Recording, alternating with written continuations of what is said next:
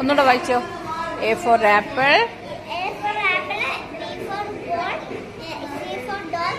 അല്ല, c for cat. D for dog. E for elephant. F for fish. G for grapes. Horse. Ice cream. Jug. Kite. Lion. Mango. Egg. Orange. അല്ലല്ല, ഇത് nest. N for nest.